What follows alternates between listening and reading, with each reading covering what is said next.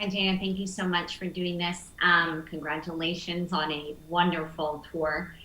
Thank you. I wanted to know what it meant to you. I'm not sure if you are here listening to our questions, but I'm sure you've heard the answers from the girls for any of them.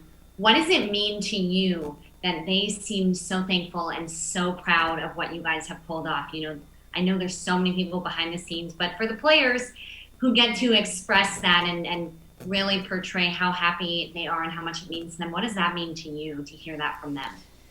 Yeah, I haven't been listening to all the interviews, but it means a lot. It's been a tough year for all of us, and acknowledging also it's been a tough year for everyone in many different ways. And so we asked the players to be patient with us, to understand that we're doing what we can and that we would not put them in a situation where we didn't feel they were safe. So we were able to execute on the U.S. side earlier, and we continued to ask our Canadian players to have patience with what we were doing. And then this event came about, and you mentioned the team, and we're not a big team, but we have 5 people here this week that have been amazing, that have made this come off in a big way. There was a lot of work for us to get here, to get this organized behind the scenes. And then I've got to give credit to the players, because our players came into this environment as professionals. They followed every single protocol that was put in place. We worked very closely with Alberta Health Services in advance of this event and throughout the event.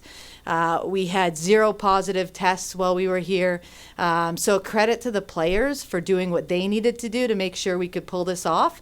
And obviously huge credit to our team that's here, and also some additional behind the scenes people. So we're just so happy that we could get the women back on the ice. And we could feel that the first day they got out of their hotel rooms following quarantine, the smiles on their faces, the excitement.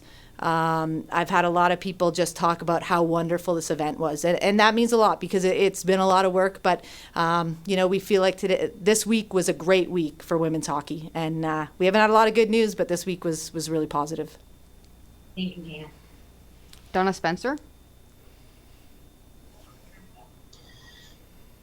Jayna, you said, it was a tough year for the Canadian side of the PWHPA. And I mean, you could have just said, look, we're going to write off 2020, 2021. We'll just try again in September.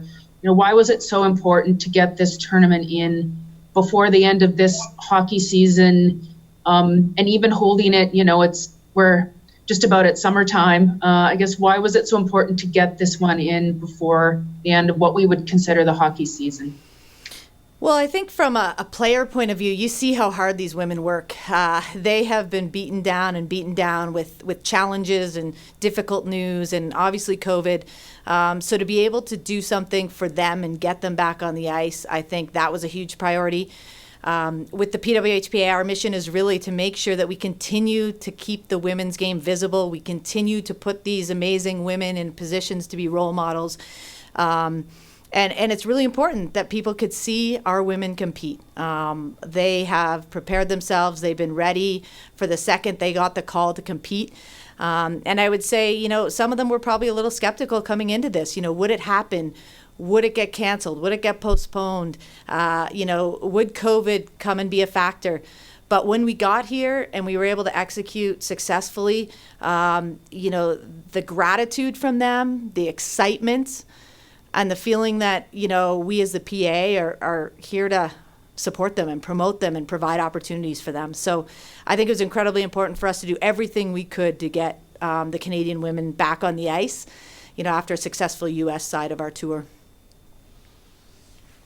Drew Jones, please. Hey, Jayna. So I saw in one of the feature stories between the periods that you had said something to the effect of girls and women have proved that they can play hockey, and now it's about time to enjoy it. So I wanted to ask, what have you enjoyed most during the Dream Gap Tour? Well, first of all, seeing the women back on the ice, as I just mentioned, it's been so tough to see them continually to be faced with the challenges of even being able to compete. So I've enjoyed seeing the excitement, see them just enjoying the game again. We haven't seen that in so long. I think our coverage this week, credit to Secret and Sportsnet, who have really put the women's game in a light where, if it would be hard not to see what was going on this week with the coverage that we got through Sportsnet, across NHL playoff games, and of course in written media as well. So, I'm just happy to have the women back on the ice, and I think most people would agree the hockey this week has been incredible. And you can always put an asterisk on the fact that they haven't played, and I think I saw 445 days, but we don't even need an asterisk. I don't think the performance and the competition level this week was incredible. Gabby Dunham. Hi, Jayna.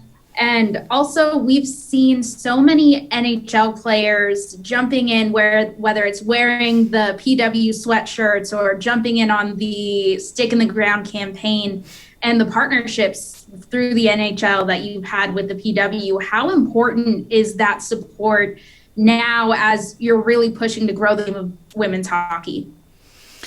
I think that kind of support is really important. Again, it just comes back to visibility, and you try to do that through broadcast, you try to do that through a digital presence. But when you have people that have other influencer following, I think it's important. And when I look at how a number of the NHL players have supported us this season, it's important. This generation of NHL player has likely grown up with a sister that plays the game, or a friend that plays the game, or a girlfriend that played the game. And, I think as we look to the future of women's professional sport, the new fans, the next generation of fans are different, and they're going to have different expectations of us.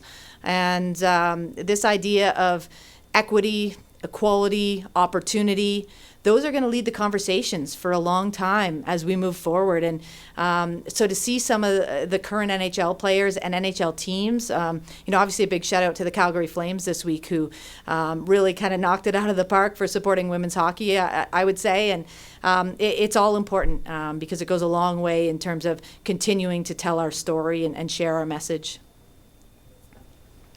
Okay, we have time for a couple more here. We'll go to Mike Murphy next. Hi, Jayna. Thanks for taking the time. I was wondering if during all the work you had to do and the staff had to do behind the scenes, how special it was really to see such a fantastic game for the championship game. I mean, we couldn't really have asked much more with 2-goal lead and a comeback, and how close it came down to the wire. It felt like we got to see elite women's hockey players playing elite hockey for the championship game with everyone watching, which couldn't really be better in terms of what you're looking for in your product. Yeah, absolutely. And you put all that work into the event, and we were all very realistic in understanding that this was going to be a challenge. It was going to be a challenge to bring people from across our country into one location. A lot of people said, why would you go to Alberta when, the case counts were pretty high?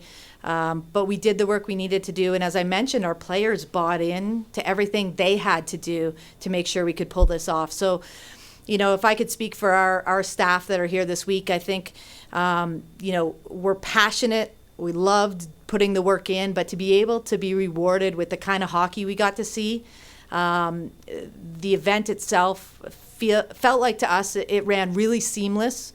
The coverage was great. You saw the best in the world compete.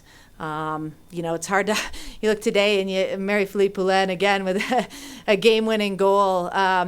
The competition all week has just been so good, and it's definitely we would do the work anyways, but it certainly is a great exclamation point, I think, on a long season, and knowing that a lot of people saw the best of women's hockey this week.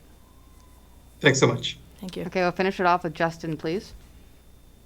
Hi, Jayna. Thanks so much for doing this. First off, congrats on a fantastic week. This was really a true testament to the growth of women's hockey. So with that, women's hockey has obviously boomed with, speaking to the PWHPA side, 4 partnerships with the NHL. Then on top of that, the Calgary Flames, like you mentioned, digital sponsorships in terms of rosters, getting to know the players, then the Scotiabank Saddle Dome. So if first you could talk about, what it means to be able to put that together and give, women's hockey in a pandemic, never mind, the focus that it truly deserves, and being able to call that a success in a year where we thought, maybe this might not be possible.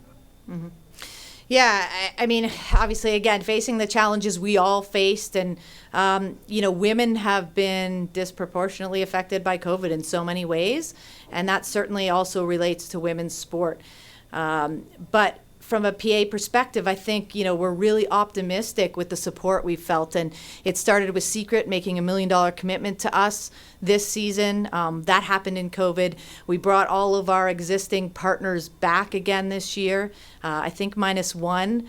And then bringing on new, incredibly engaged partners like Scotiabank and Sonnet Insurance, and we saw a lot of them this week. So, we feel like this matters to people. It matters to partners. They want to invest their dollars in the future, in equality, in the women who play the game.